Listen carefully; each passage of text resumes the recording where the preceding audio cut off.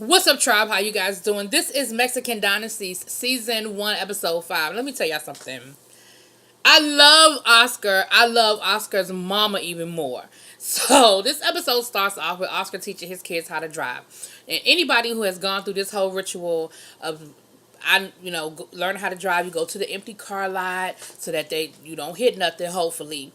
And he had his mom with him, and he was saying, he said he feels like it was just yesterday that his kids were in diapers, but that it's just a different era, and he just has to adjust that they are wanting to. He said because next is gonna come dating, He said, they want to drive and go to parties by themselves, and so he's teaching them how to drive, and he starts talking about how his parents never taught him how to drive, and when he turned 17, they just gave him a car, and then he got into a car accident. His mother was like, and so it's all my fault. She said, how old were you? He said, 17. She said, did I teach you how to smoke? He said, no. She said, did I teach you how to drink? He said, no. She said, but you know how to do it, right? I was like, you know what? I love it. That was hilarious to me. Because her point was valid. I ain't teach you how to do them other things you and want to know. So he has twins. So he had the girl and the boy out. And the mama is in the car with them while he's standing out on the sideline with the other child. Mama is standing up in the sunroof. Mama is telling the kids, punch it, go faster. She is a mess. Do you hear me? I love her. And then later on in the episode, they have a really good conversation. I'll get to that. But she said something that I thought was just so sweet. I'm going to say it now before I forget, because if I forget, I'm going to be mad. She said they were talking about him dating. I'll get more into detail later, but I just don't want to forget this. And, he's worried about, breaking his heart, or getting his heart broken again, I should say. And she said, don't worry about getting your heart broken. She said, I'll glue it back together. I thought that was the sweetest thing that somebody could say to you. Don't worry about breaking your heart. I'll glue it back together. Oh, I thought that was beautiful. Anyway, but we'll talk more about that later. I just didn't want to forget she said it, because I'd have been mad if I forgot to say that. So then let's go back over to honey, the Dynasty family. Alon, Adon, Ferdinand. Y'all know who I'm talking about. So, Fernando's still mad at the kids because, I'm going to be honest, excuse me, I'm sorry. I really don't understand why he's mad. I don't feel like he has any reason to be mad. And I don't understand why he's mad. But he's mad because he feels like they've been disrespectful to him, and that, they have a problem with everything that they're doing for them. Adon, I always get Alon and Adon mixed up. But the youngest son, Adon, the one that lives with them.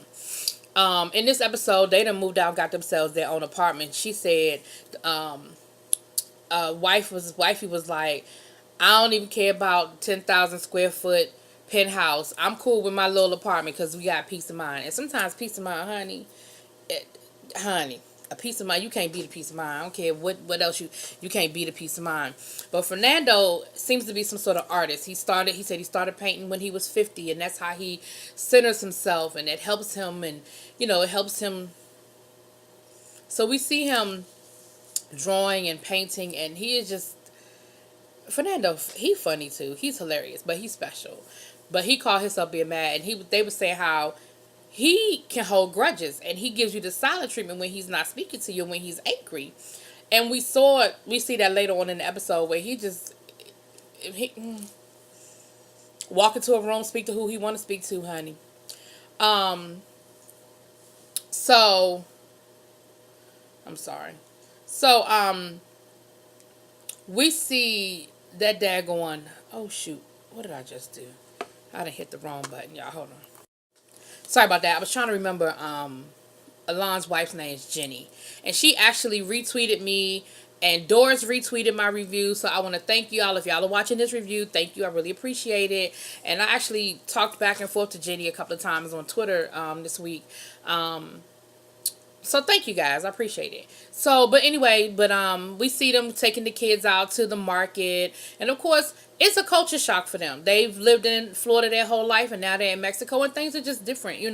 Not good, not bad, just different. They're used to going to a supermarket and buying produce, and they're not used to going to an open air farmers market like in Mexico.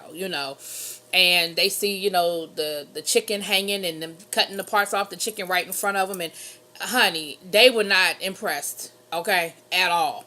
But it's a culture shock. It's different. I love to travel, and things are just different in different parts of the world. You just gotta adjust to it. So back over with Fernando and oh shoot, Kathy. And Kathy is telling him that he just need to just let the shit go. She's like, look, I just want us to all get along. I want everybody to be happy. Like, they said what they had to say. We don't have to agree with it. But I don't really want the conflict. And she was like, this is just how we live our life, and we don't like to have the stress, and they're gone now, so let's just move forward with it. But of course, Fernando was just like, nope, I'm mad. And again, I don't know why he's mad. Like, I don't feel like, unless that scene was edited down to a point, because I really don't feel like, other than the fact that somebody's challenging what they're doing, you know what I'm saying? Like, you're just challenged that they have the gall to tell you that your parenting isn't, I don't want to say fair, but equitable. You know what I mean? I don't know. I didn't quite get it. I mean, I got it last week. Like, I knew why they were mad last week. And I knew that it ran deeper. And they sort of touch on it again this week. And we learn a little bit more. We find out that both of their parents were not raised traditionally, like mother, father in the home. And Jenny had a point. She said a lot of people aren't. She was like, I didn't grow up rich. I didn't grow up privileged, but that doesn't excuse their behavior or how they treat you. See, Jenny is a ride or die wife, because Jenny is like, look, I'm riding for you because I don't like the way they're treating you, my husband, you. Because they treat the grandkids great. Well, yeah, once the grandkids were there, they treated them great. Well, from what we saw on camera. You know what I mean? But I think she really feels like the way they treat you is what my problem is. And they don't seem to get it and understand how badly they treat you. But what we're learning is a little bit more the dynamic of the family. Alon and Adon were basically raised by nannies. Father was at the height of his career, traveling the world. Mom is his manager. And so they were left in the care of home takers, or caretakers, I should say, and nannies. And Alon said we had great nannies. Like, nobody treated us bad. We weren't mistreated or anything. It's just that they weren't there. And at a certain point, they had this epiphany that they were not raising their children. So they fired the help, and they decided they were going to be hands-on. Well, at that point, he said we were pretty much grown. Well, at least I was. And so very shortly after that, I left home. And Alon was still in the house. Don was still in the house. And basically, all of this love and attention went to Adon for them trying to make up for what they didn't, that they weren't there when we were kids. I get it. A lot of stuff is starting to make more sense. And that also adds to the anger, because it was like, as soon as, because see, people feel like they can do whatever they want to do, but when they're ready to come around, it's like when a guy's in a relationship with a woman and he treats her really, really bad, and she puts up with it forever, and then the minute she decides she don't want to be with him anymore, and he's like, but I was getting my life together for you, and she's like, it's too late now. I waited, and you would never do it. And now you're ready to do it, and I'm supposed to drop everything? No. And it's sort of the same thing. By the time they were ready to be hands-on full-time parents, Don was like, I'm grown. Like, and then he fell in love. He got married. He started his own family. And so it's almost like they're angry with him because he didn't give them the opportunity to be the parents they decided they were going to be. And he said, they weren't bad parents from the point they didn't mistreat us or anything. My dad took care of the home. He provided. They were great providers. It wasn't anything nasty. It's just they weren't there. So anyway, I've talked about that enough. On the other side of town, we have, which as a history person, this was really interesting for me to find out. Doris and her mom, they are practicing Jews. I did not know that. And something else I did not know, um, Doris's mom, which, oh God, is it Paulina? No, Paulina's the sister. I'm going to remember. But her mom, her parents were from Europe. And they fled, she said, before the Holocaust. But, once things weren't looking that great. And she said that Mexico was a very welcoming country to to Jewish people during that time period. And she said she's very proud to say that she's Mexican because they opened their doors when a lot of places, including the United States, was not that welcoming. And so I didn't know that. I mean, I knew some of that. So they are practicing Jews. So they're having a Seder, which is a Friday night meal, and I'm not going to even be ignorant and get into all the explanation of what a Seder is, but I'm familiar with a Seder. I've actually been to a Seder or two, and but it's she's having one. She says she has one every Friday night in California, so she wants to, and she's inviting all the families to come and extend it too. So they're getting ready for the Seder meal, and you see them cooking and everything. And her poor mama, she don't know nothing about that kitchen. She said, I have a beautiful kitchen, and Dora said, yeah, of course, because nobody uses it. Like you don't use it. Then we go to the studio with honey.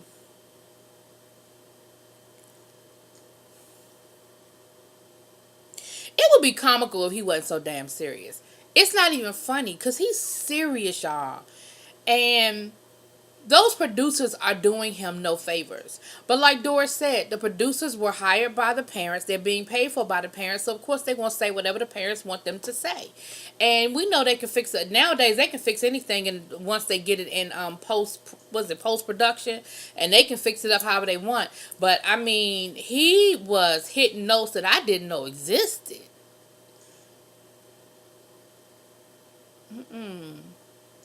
I didn't even know them notes existed.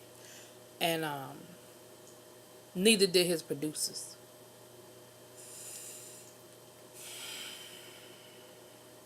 And his parents, again, talk about how he's got this great range and he hits these great notes. And I'm just like, what are y'all listening to? Like, I get it to support your child, but not to his own detriment, which is what they're doing. But, honey, it is what it is. We don't need to dwell on that. Back over here to Oscar. Oscar's going out on a date.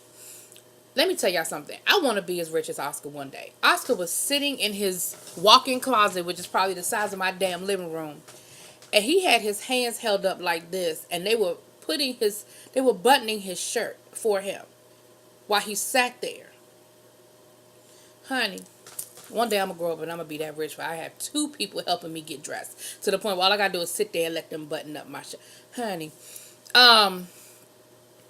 But he was going on a date. Now, this is somebody that he used to date, right? But he was nervous, He said that he used to date, but, things, whatever. The guy owns a clothing line, and he looked really nice. I mean, I will admit that. He looked really nice. But it was so awkward. It was like it was a first date. It was really, really awkward. And Oscar said, that's why I don't date. Like, he was like, this is why I don't date. But I was like, for somebody that, now I'm thinking to myself, now did y'all date or did y'all just have sex? Because that's what it seemed like. It seemed like y'all were two people that used to just kind of meet after hours and be gone before hours. And now maybe y'all were trying to see if y'all had any chemistry outside of the bedroom and you didn't. Because it was really awkward to even look at. Like, you know what I mean? It was a train wreck. It was really bad. Yeah, so, but then we see later on that Oscar, a guy that he met in Brazil, that he's interested. He said the guy was moving just a little bit too fast for him, and that made him nervous, but he does miss him. He does miss spending time with him and talking to him and everything. And, that's when we had the conversation with him and his mom. And his mother's telling him, look, I want you to be happy. I want you in a relationship. I want you to open yourself up, open your heart up to meeting somebody. Like, everything's not going to be perfect, but you'll never know if you don't try. And so and that's when she said, and don't worry about your heart breaking. I'll just glue it back together. I just thought that was so sweet. I love his mom. Remember last week I said that if I could hang out with anybody on the show, it would be Oscar and Paulina. I changed that. It would be Oscar's mama.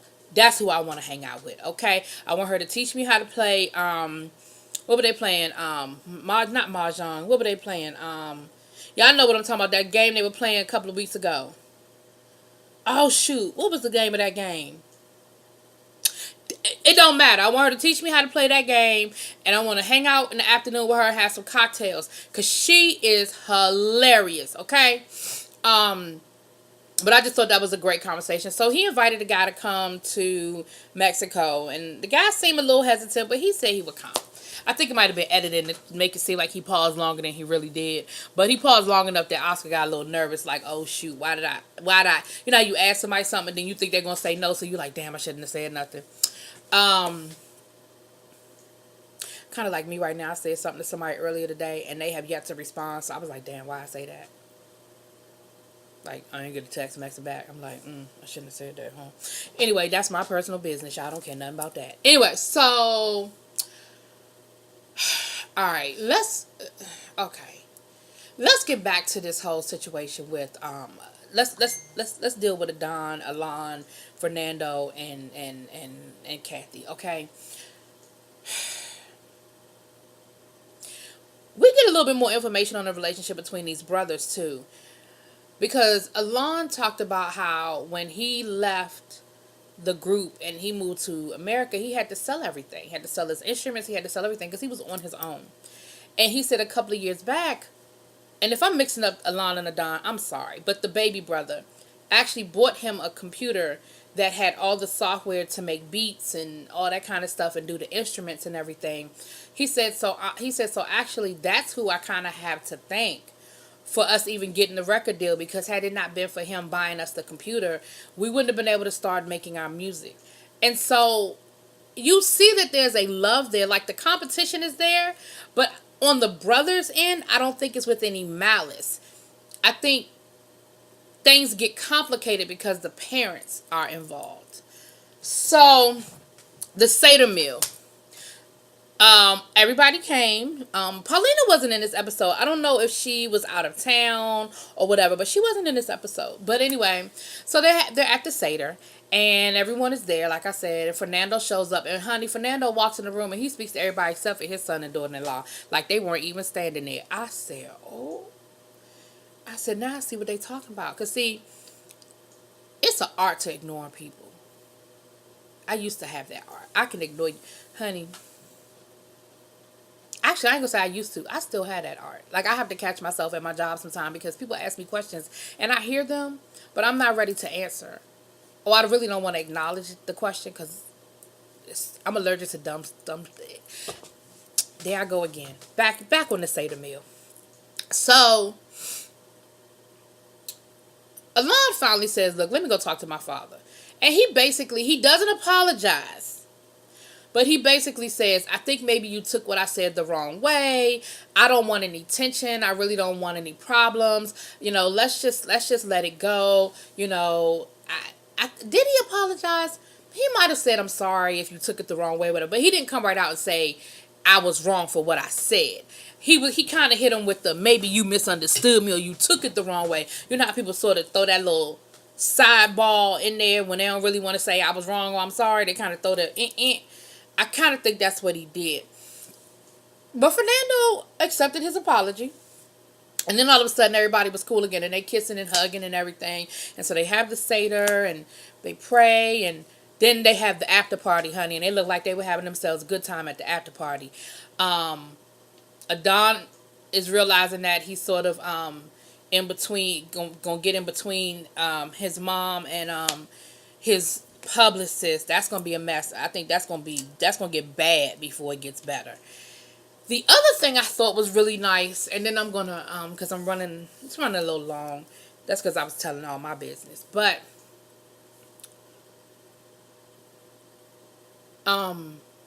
that summer, remember the beginning of the season, Oscar was just coming back in town. He had been him and the kids and his mom had been traveling, and one of the places they went was Israel. And while they went to Israel, they called Doris and her mom, and to show them the Wailing Wall. Yes, and if I'm wrong, I apologize, and I mean no disrespect. I actually want to go to Israel one day, but there's a tradition that you write a prayer or a name or something, that you leave a note there. And so they asked Oscar if he would write their father's name, because remember their father slash husband just passed away. If they would write the name, he would write the name and he would leave it at the wall, and he did that. And you could just see the friendship. You could see the love and the friendship. And they said, we really appreciate, you know, him doing that, and he doesn't understand how much that meant to us for him to do that for us. And so it was a nice moment. It really was a nice moment. So that was the Seder meal. Everything was really nice. It looked like it went off really well. And it was a fun time had. And like I said, I learned a little something. I'm gonna have to go. I'm a history nerd, y'all. So now I'm gonna have to go and do a little bit more research myself and find out about, the immigration into Mexico. Funny how it's funny saying that, isn't it? Immigration into Mexico, right? But the immigration into Mexico during the Holocaust, or the time period before, well, the Holocaust, because I counted from the time Hitler as got in power to the end of World War II. But last but not least, though, I thought that was very interesting. Thank you guys for schooling me. But I thought it was very interesting, and the last little scene we saw was that Fernando actually ended up going to the studio with Alon and listening to some of his music. And at first, it looked like he wasn't too impressed. Like, his face was very, even with because, Fernando got a lot of Botox. He got a lot going on here. So, even with, the Botox. I'm sorry, that wasn't nice. I'm not going to say that. I like Fernando. But he wasn't really giving us a lot of emotion at first, but then once the music played and stuff, he was like, I really like that. He said, you've got something there. He said, I really feel like you got something going. He said, he said, thank you for inviting me. Like, it was really nice. You could definitely see that the ice was cracked or melted, and I think both of them are trying. I think Fernando is trying. I think Alon is trying. And sometimes that's all you can really ask for. But when it was over, after he listened to the music, he pulled up a chair to the soundboard, and they actually started working on beats together. It was really, really nice. Like, it was really nice. So I really like the way that ended. I hope that that's going to move them in a forward trajectory. So it was cool to see. Y'all let me know what y'all think. I really like this show. This is actually becoming, I was hesitant about watching the show, and I was real hesitant about reviewing the show, but it's actually becoming one of my favorite shows. I mean, I know the review was late, but look, honey, this is one of them weeks at work where I got 500 due dates, okay? So I got a lot of stuff to do going on right now at work, so I'm doing what I can do. But I really, really like this show. So y'all let me know what y'all think. Drop it in the comments. Peace.